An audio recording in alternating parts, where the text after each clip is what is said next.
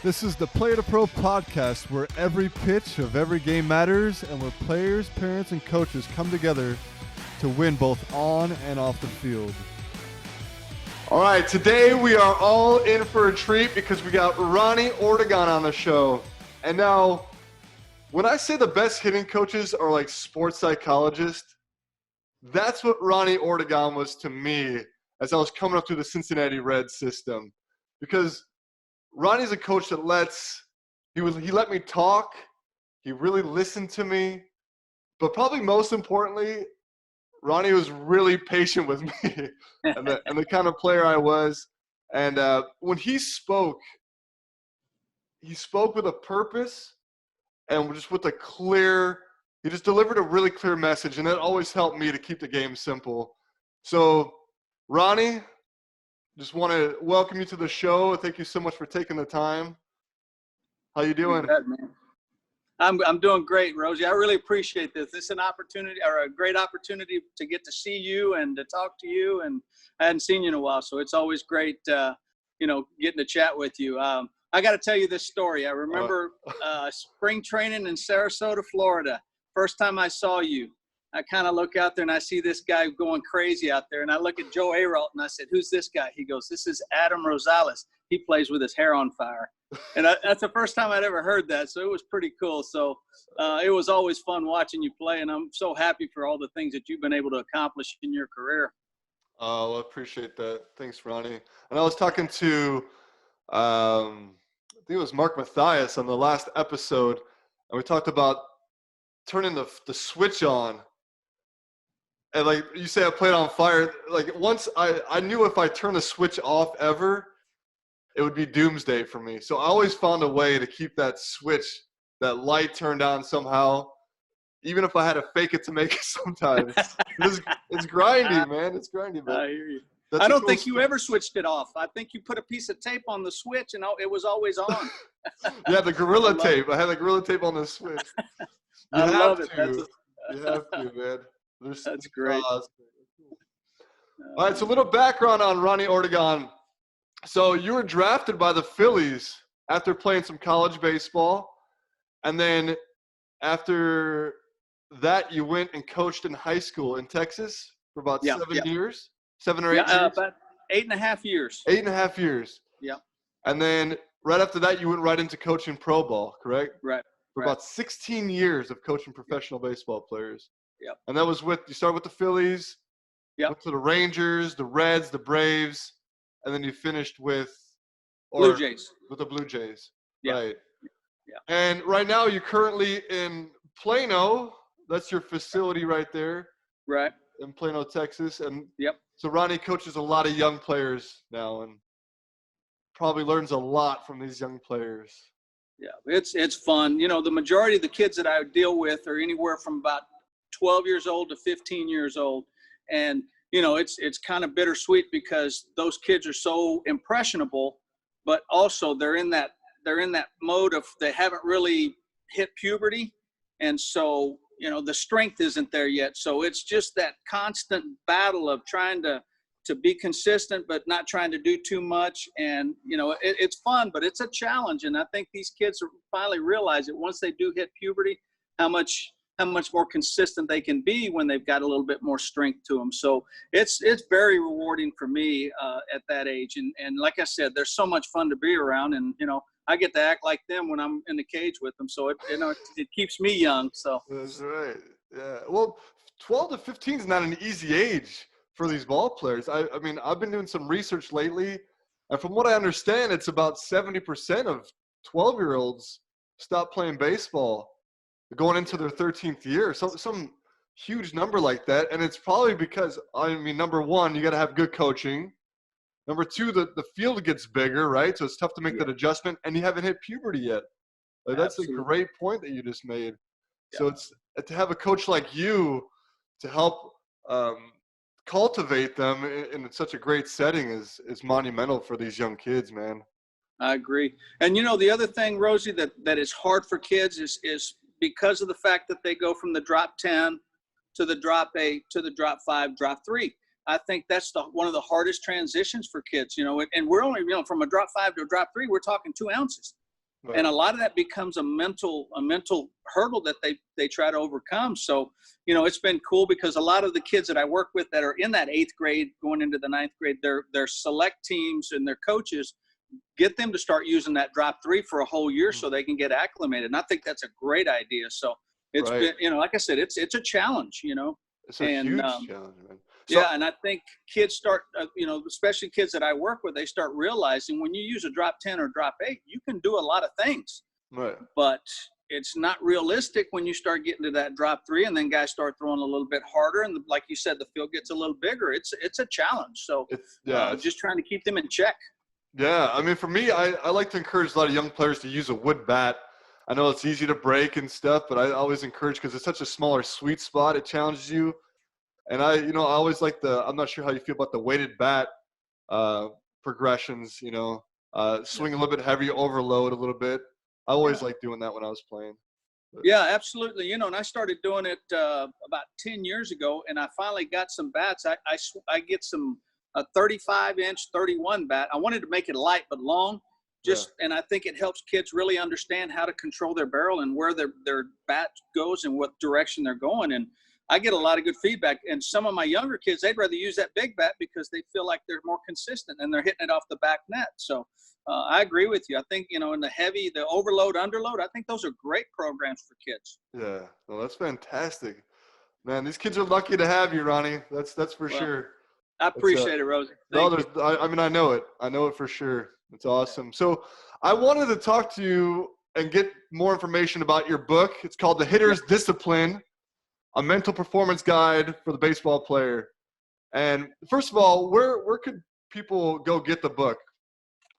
It's on Amazon. You can get it through Amazon. You can get it on Nook, and you can get it on Kindle. Okay, perfect. And, most of the people in my area, they just send me a text and I'll get their address and mail them the book. But, you can do both the hard copy through Amazon, and then you can do the digital on Nook and Kindle. So it's out there and it's available. And fantastic. Yeah. And do you want to give us a little sneak peek, a little preview? Because you wrote it, you finished in 2018, so just a couple of years ago, right? So it's brand new, basically. And yeah. You know what? I've been wanting to do it for a long time, and finally got the opportunity in between when I was with the Braves and going to the Rangers. I had a little bit more time, so I spent about 8 months. I would take my kids to school, and I'd sit on the couch all morning till about 1 o'clock, and I just started writing stuff down and just try to start formulating, because I think anything that you can do from a mental standpoint, reading mental discipline books, mental focus, Navy SEALs, any of those books, I think they're very beneficial. And I just wanted to make it simple. All the things that I had learned, that I had kind of come up with ideas, and I just wanted to put it on paper, and I wanted to see, if I could help kids and ball players in any way that we possibly could. So, it's not a long book, and the feedback that I get from people that have read it, they just say it's a real simple read, and that's what I wanted to do. Just like hitting. Hitting is probably the hardest thing to do, but you got to keep it simple. And, you've got to take in account the learner that you're dealing with. And the same thing with the book. Is it too simple for some people? Very possible. But if it helps them maybe take one thing that they can apply to their game, then it's served its purpose. Yeah, I think it's especially for players for myself, I like to keep it simple. So reading a book like that is fantastic, but also for the parents of the players to understand what these players are going through and how they can support them. I know in the book you talked about having a plan. You got to hit a baseball, you got to have a plan. And that plan helps you connect the dots, right? Is what you said, from your mind to your body. And I like that, the mental side of the game. But if you want to talk more about internalizing, what goes on in your mind, and then how it brings out success when you're actually in the batter's box. Yeah, absolutely. I'm a firm believer that every thought leads to an action. And it starts there. But the thing that I feel like we forget sometimes is God gave us the most powerful thing that we have, and we don't use hardly any of it. And it's just being able to understand, and it gets goofy sometimes with people, but it's really paying attention to what you tell yourself and your self-talk. Right. And, because it's going all the time. And especially in baseball, because it's such a negative game, it's such a failure oriented game that we tend to beat ourselves up. And the guys that I've seen that have had the most success, they take it in stride. It's not that they enjoy failing. It's just they embrace it and they accept it and like, okay, what am I going to do from here? So that's what a lot of it is just being able to be aware of how you talk to yourself, you know, in your everyday life and as a hitter, and being able to control it. I also talk about the thought leading to an action. I deal with kids all the time when we're trying to make an adjustment with the swing. Okay, so think about what you're going to work to accomplish and say it in your brain, kind of like a song, you know. And I always encourage guys to think of one thing at a time or put a phrase together so it's simple. And the more you think about it, then you start working the feeling. Now, by the time you've taken 15, 20, 25 swings, you're feeling what you're wanting to feel. The thinking kind of goes away. Now it's more feel. And for me, that's the way we transition. And one thing I've learned from hitters is if you put a goal in front of them and they execute it, their confidence goes way up, skyrocket. You know, and I was thinking about it this morning. I was, okay, you know, the old idea, what comes first, you know, confidence or results? And, you know, it's always a battle, but I do know this. If I ask a kid to have a goal in mind, okay, let's see if you can hit this ball off the back net, and they do it, their eyes light up. So I already know their confidence just shot up 50%. And then that's what we want to build off of. We keep building. And yeah. Go ahead. I'm just saying, like, when your confidence builds up like that, it's like you become more malleable, right? Like you're just more absorbent to what the coach is saying and to what you believe you can do yourself. But go ahead. Absolutely. And how many times, Rosie, have you heard, you got to clear your mind? You got to clear your mind. Well, what's the best way to clear your mind is when you start feeling something. Now my mind is just free, and exactly what you said. Now I'm more aware of things. You know, I'll give you a great example. I learned this from Joey Votto in 2013. We're in Chicago, and he's kind of in between. He's not real comfortable with what he's doing. He doesn't have that feeling of his swing, but he's facing a pitcher that's got sinker, slider, change. And after 2 at-bats, he comes over to me and he goes, man, I'm a little bit off. And I asked him, I said, where are you in your mind? And he looked at me and goes, what are you talking about? I said, where are you? I said, are you on the pitcher or are you on you? He goes, both. I said, so you're in between? He goes, yeah. I said, well, think about it. Okay, if you don't feel 100% with what you want to do with your swing, you got no business trying to figure out what he's doing to you. Get yourself right, okay? And once you get right here, then you got all focus on the pitcher. And that has been really huge for me to help hitters because we tend to do that. You know, that's a little bit more advanced, but if I don't feel right with my swing, why am I going to be sitting on a breaking ball when I don't really have an idea what I'm trying to do and trying to accomplish with what I'm doing here? Once I get myself right, then I can free it up to go, okay, this is what I'm focusing on. This is how he's pitching me. Okay, here I go to work. So. Yeah, you got that plan. I mean, sometimes we put the cart in front of the horse, basically, right? That's a good way to put it. Yeah, you got to make sure you're in line. You have that. That's why I like what you said. Like you got to have your plan. You got to connect those dots in the right order. It goes a long way. Absolutely. So, like last couple episodes, I talked to a young player. His name is Crew, and his dad Justin, about like how do you handle yourself when you're struggling or when you're in a slump or when you're having just a bad game. And then I talked to Mark Mathias about it. He's in AAA right now with the Milwaukee Brewers. Or I had him breaking into the big leagues this year with the Milwaukee Brewers, hopefully. But just talked about this, like struggling a little bit. Like, as a coach, how do you recognize when a player's struggling? I guess you did like with Joey Votto in that sense. You talk him through, but how do you recognize that?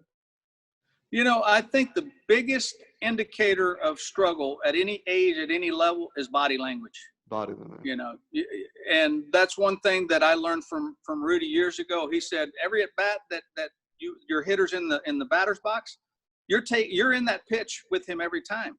So he always challenged me, and he said, "You're taking 40 at bats every night." He said, so be him when he's in the batter's box. So you get to understand the body language and the different things that they're doing. If they got a little tweak in their hand or something that nobody else knows about, and then you ask them, they're like, how do you know? Well, you started shaking your hand after the third pitch. You know, but body language is the biggest indicator, in my opinion. Obviously, if a guy's not getting hits, you know, he's scuffling. Now, it's understanding how you're putting the ball in play or not putting the ball in play. Are you rolling over? Are you popping up? Are you just missing your pitches? And it all leads to how your body language comes out. And I really think younger hitters have a harder time with that because of the maturity factor. You know, I also have learned with younger hitters is when they fail, when they don't have success, they put so much pressure on themselves because they may feel like they're letting their coach down. They may feel like they're letting their parents down.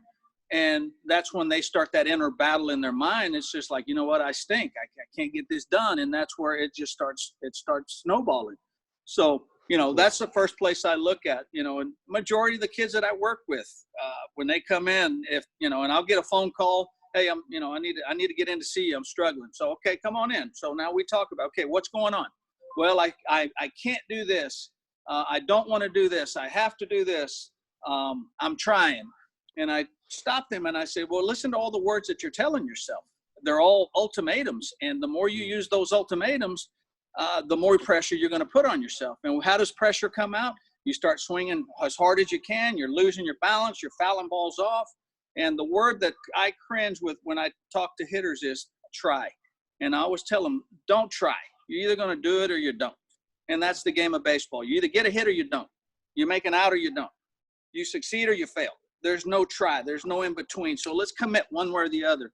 And that usually hits them between the eyes and like, okay, you know, and again, goes back to setting the goal in front of this kid. And inevitably, every kid that comes in after about 10 minutes, you know what I was doing wrong? I was thinking too much. I was just trying to figure out what I was doing wrong instead of doing what I do right. You know, there you go. So, you know, and getting kids to verbalize when you're going good, what are you thinking? Oh, I'm nice and relaxed, seeing it and hitting it. Okay, what are you feeling? Oh, I feel smooth. I feel loose. Okay, but then those times when we're scuffling, why don't we remind ourselves to do that? You know, and again, it's just that vicious circle that we talk about. It's like we go brain dead. Like when we're struggling, it's like you can't even think for yourself anymore. But it sounds like these adjustments when they're struggling, it's more of a mental struggle than a mechanical struggle, at least from what I'm understanding right here. I really believe that 95-96% of all struggles are mental. And again, you think about this when you're going good, and Rosie, you think about it when you were playing. When you were going good, and man, everything's good. You're seeing the ball like a basketball, you know, and you're rocking and rolling. And you may have that one at bat where you're feeling really frisky. You know what? I'm gonna get on when I got a 3-1 count right here, and then you end up swinging out of your shoes and you pop up, you know, and it's like, okay, what did I do wrong? Yeah. Well, instead of saying, you know what, I was trying to do too much. Yeah, just be honest. But then you start thinking, okay, were my hands right? Was my foot right? Did I do this right? And then all of a sudden, there comes the doubt. Right. And then before you know it, you're over there watching the video saying, okay, what looks different? When in reality, the last 2 weeks where you were on fire, you never even looked at that video. Isn't that funny? But it's just the product of our mind. And because we're so wrapped up with trying to be successful that we forget what were we thinking that caused us maybe to chase that slider down in a way? Well, you know, I was just swinging at the count. I was 3-1. I was looking heater, and I swung, you know. Right. And so, again, a lot of times with kids that struggle, that's where I want to know where they're at, you know. And I encourage every hitter that I work with, either use their phone or use a notebook, write things down when you're going good so you can revert back to them, you know. And like we've talked about for years and years, everybody can tell you what you're doing wrong. What you want to realize is what you're doing when you're doing it right. So how do you actually get them to connect to that? How do you get them to I guess be their own coach in the batter's box? How do you make sure I mean I know you verbalize a lot, you get them talking, you get them thinking, but how do you make like sure that they are, like you can almost let them go, let them be free? You know, the one thing that helps me a lot is I'm doing a session with the kid and we finally kind of figured out what's going on. So as I'm maybe flipping from the side or flipping from the front or throwing batting practice or I've got the machine working. And I sound like a broken record, but I'll do it for about 15 pitches and I'll say, what are you thinking about? And they'll tell me. So all I will do is reverberate what they told me. Right. And I'll just say, okay, hands to the ball. And I'll feed or I'll throw. Hands to the ball. And so I'm sitting there saying it. And then after the 15 balls, I'll say, what are you thinking about? Well, I'm taking my hands to the ball. Okay, very good. Let's do it again. So I'll continue to do it. So it's somewhat subliminal. And then after the 15 or 10 or however many, what are you thinking about? And they'll tell me. So when the session's over with, I always tell kids, okay, give me two things that made a lot of sense today. And they'll say, okay, this made a lot of sense to me, and this made a lot of sense to me. All right, you got a game or a tournament this weekend. What are you going to focus on? I'm going to focus on hands to the ball. Okay. Can you commit to that one pitch at a time? Not one game at a time, one pitch at a time. Right. All right. And I'd say, okay, that's a challenge. So we're going to shake on it. That's what you're going to commit to. I don't care if you go 0 for 20 in the tournament, you commit to that. And then I'll always say, there's a good chance you're not going to go 0 for 20. And they're like, yeah, you're right. Yeah. So, we're in the build-up business. And you want to build up hitters. You want to build up their confidence. You want to build up their belief. You want to build up their swing. I mean, there's so many things that you're trying to help kids to really feel good about and grow with. And it's always a challenge, but it's so much fun. Oh, my goodness. I feel you. But for me, it just sounds like a lot of reinforcement.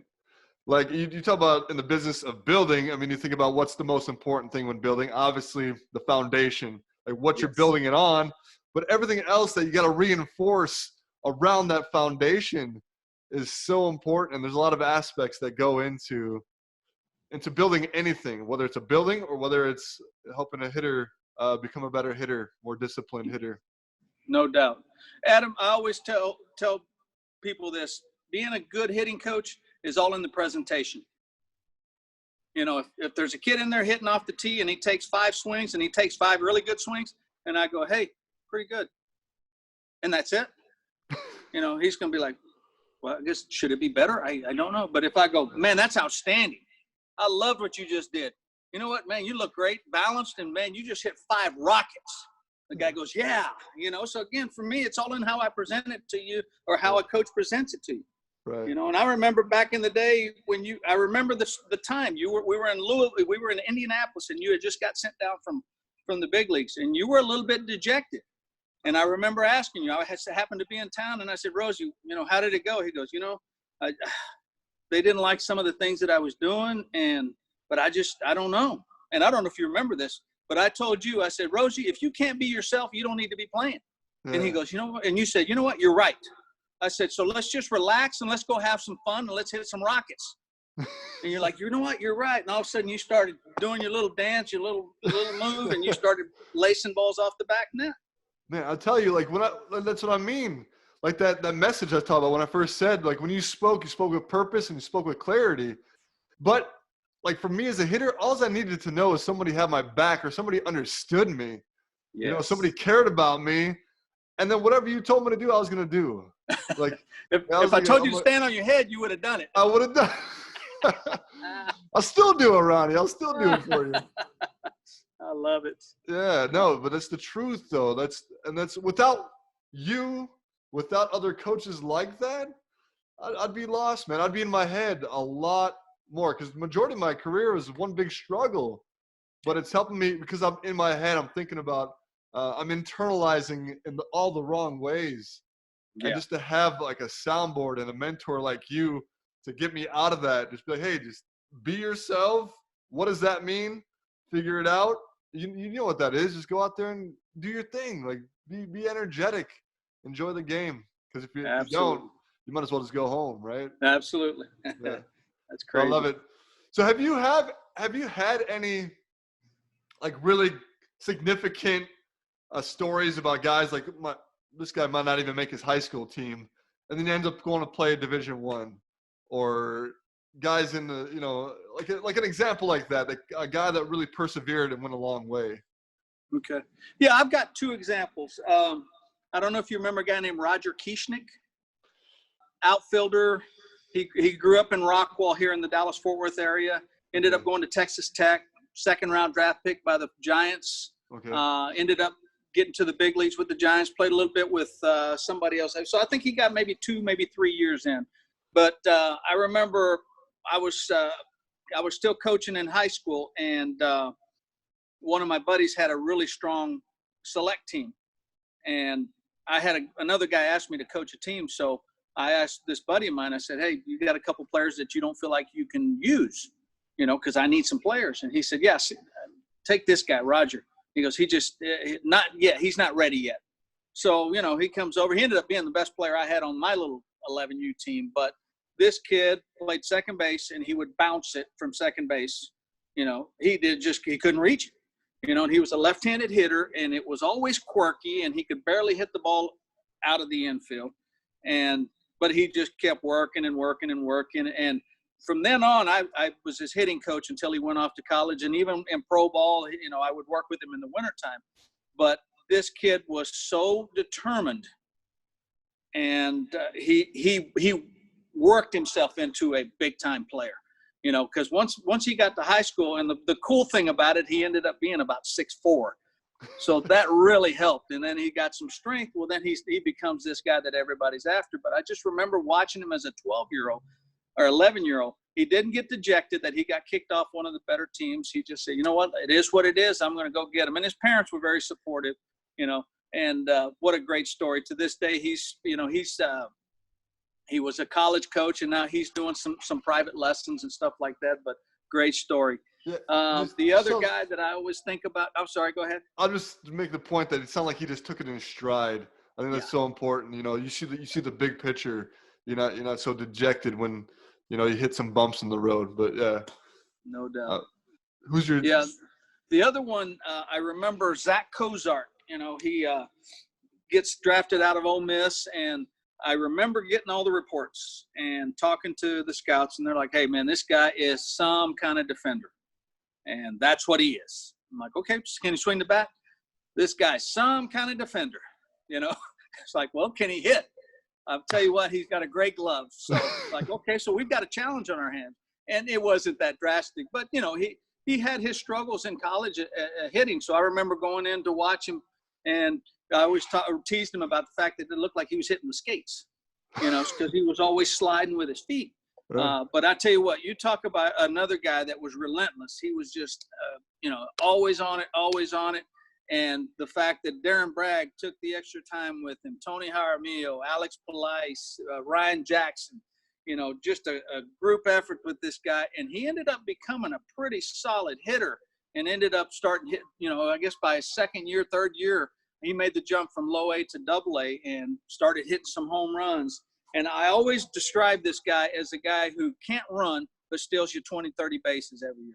Doesn't have power, but hits double figures in home runs, and doesn't have range, but catches everything. And he was one of those guys that, he was an overachiever in my eyes. Even though he was talked about as a great defender, he was one of those guys that you couldn't tell him no. And a lot of fun. And the story I'll tell you about him, he was in AAA in Louisville, and I think it was 2010 or 11.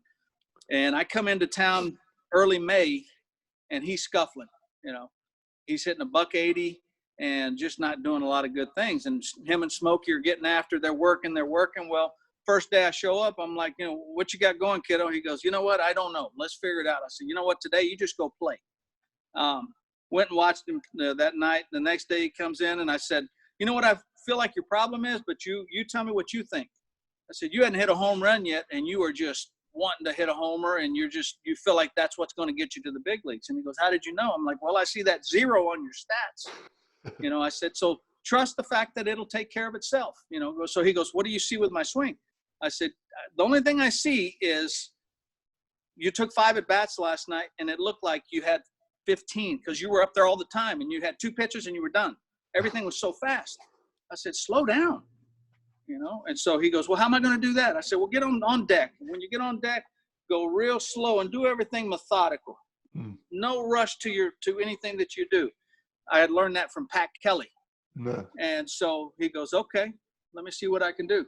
So come game time, sure enough, I'm watching him kind of out of the corner of my eye. He's on deck, and he's doing it. And I said, when you walk up to the plate, take your time. Do everything slow and methodical.